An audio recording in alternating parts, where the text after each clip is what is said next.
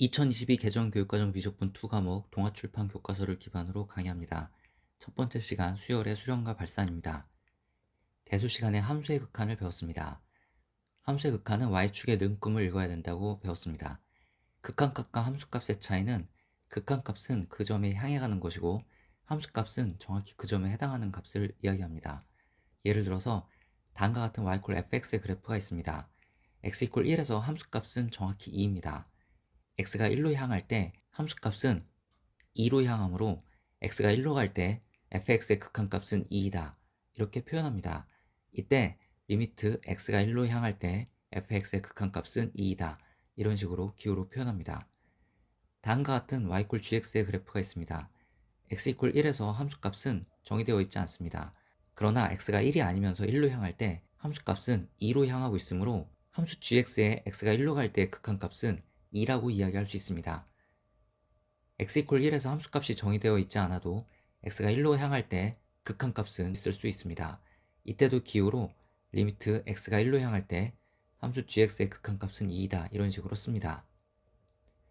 함수의 극한입니다. 다음과 같은 y fx의 그래프가 있습니다.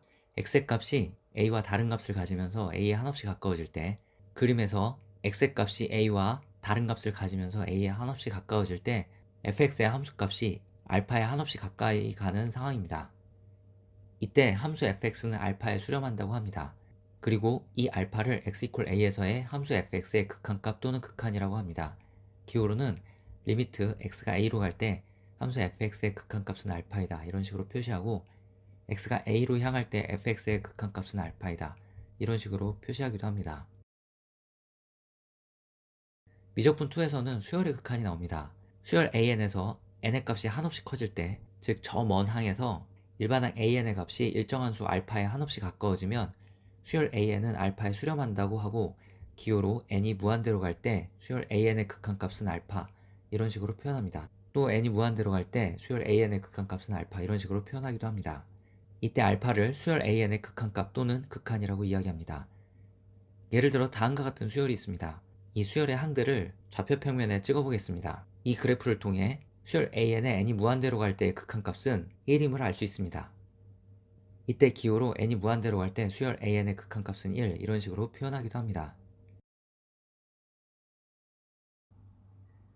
다음과 같은 수열에 n이 무한대로 갈 때의 극한값을 찾아보겠습니다. 이 수열의 항들을 그래프로 나타내면 다음과 같습니다.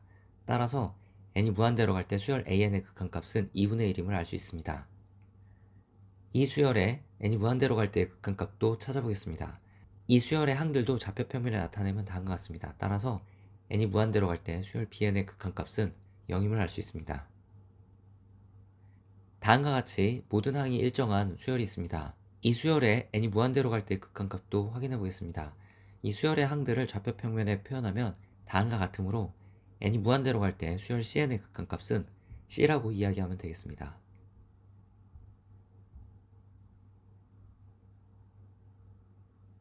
다음과 같은 수열이 있습니다. 이 수열의 항들을 좌표 평면에 표시하면 다음과 같습니다. 따라서 이 수열에 n이 무한대로 갈 때의 극한값은 1입니다. 이 수열도 좌표 평면에 표현하면 다음과 같고, 따라서 이 수열에 n이 무한대로 갈 때의 극한값은 3입니다.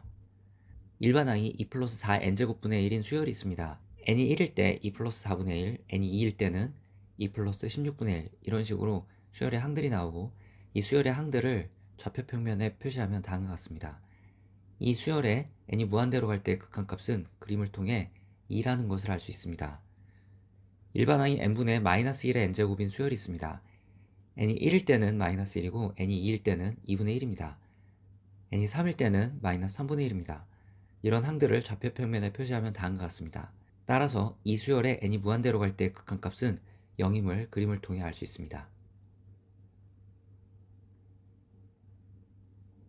수열 an이 수렴하지 않는 경우 수열 an은 발산한다고 이야기합니다. n의 값이 한없이 커질 때 일반항 an의 값이 한없이 커지면 수열 an은 양의 무한대로 발산한다고 이야기하고 기호로 다음과 같이 표현합니다.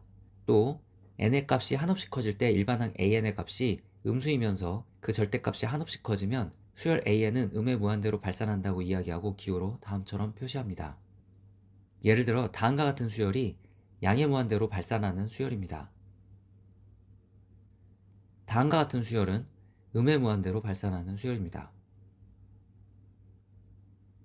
수열의 일반항이 2n세제곱 마이너스 5이면 첫 번째 항은 마이너스 3, 두 번째 항은 11, 세 번째 항은 49 이렇게 수열의 항들을 쓸 수 있습니다. 이 수열의 항들을 좌표평면에 표시하면 다음과 같고 따라서 주어진 수열은 양의 무한대로 발산하는 수열입니다.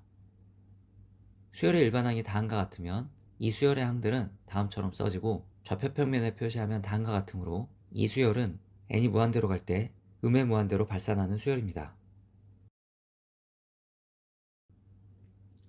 발산하는 수열 중에서 양의 무한대나 음의 무한대로 발산하지 않는 경우가 있습니다. 이런 경우 진동한다고 이야기합니다. 예를 들어 다음과 같은 경우입니다. 이 수열의 항들을 좌표평면에 표시하면 다음과 같습니다. 이런 경우가 진동하는 경우입니다. 이런 수열도 진동하는 수열입니다. n이 무한대로 갈 때 플러스 무한대와 마이너스 무한대를 반복하게 됩니다. 일반항이 이렇게 주어진 수열도 발산하는 수열입니다. 수열의 항들을 직접 써보면 다음과 같고 이 항들을 좌표평면에 표시하면 다음과 같습니다. n이 무한대로 갈 때 양의 무한대와 마이너스 1을 반복하게 됩니다. 정리하면 수열 an이 수렴하는 경우는 리미트 n이 무한대로 갈 때 수열 an의 극한값은 알파 이런 식으로 표현합니다. 이때 알파를 수열 an의 극한값 또는 극한이라고 이야기했습니다. 극한값을 구하는 문제를 앞으로 풀게 될 텐데 이때는 무한대분의 유한한 값이 0이 된다는 사실을 활용해서 극한값을 구하는 경우가 많습니다. 수열 an이 발산하는 경우는 양의 무한대로 발산하는 경우, 음의 무한대로 발산하는 경우, 그리고 양의 무한대나 음의 무한대로 발산하지 않는 경우 이렇게 세 가지가 있습니다. 양의 무한대로 발산하는 경우는 기호로 다음과 같이 표현하고 음의 무한대로 발산하는 경우는 기호로 다음과 같이 표현합니다. 또 양의 무한대나 음의 무한대로 발산하지 않는 경우는 진동하는 경우입니다. 예를 들어 다음과 같은 수열이 있습니다. 이 수열의 일반항은 마이너스 2n 플러스 1이고 이 수열은 n이 무한대로 갈 때 음의 무한대로 발산합니다. 다음과 같은 수열이 있습니다. 이 수열의 일반항은 마이너스 3분의 1의 n제곱이고 이 수열은 n이 무한대로 갈 때 0으로 수렴합니다. n이 무한대로 갈 때 분모는 무한대가 되고 분자는 유한한 값임을 알 수 있습니다. 이렇게 n이 무한대로 갈 때 무한대분의 유한한 값으로 나오는 경우가 0으로 수렴하는 경우입니다. 일반항이 다음과 같을 때 n이 무한대로 가면 무한대분의 유한한 값이므로 n 플러스 1분의 1은 0으로 갑니다. 따라서 이 수열의 극한값은 3입니다. 즉 일반항이 3-n 플러스 1분의 1인 수열은 n이 무한대로 갈 때 수렴하는 수열이고 이 수열의 극한값은 3입니다. 일반항이 마이너스 1의 n제곱 곱하기 n제곱인 수열이 있습니다. n이 무한대로 갈 때 플러스 무한대와 마이너스 무한대를 반복하므로 이 수열은 진동하는 수열입니다.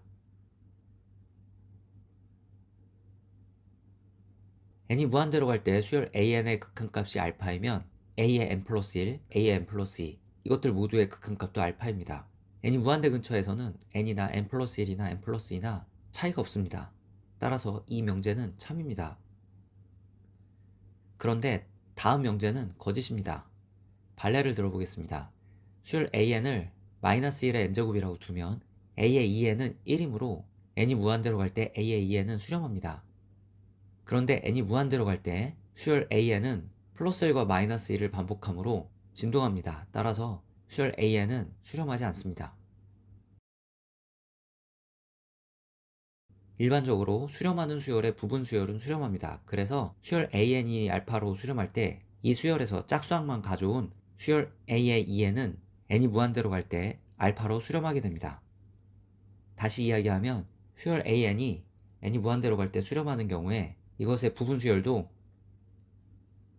알파로 수렴하게 됩니다.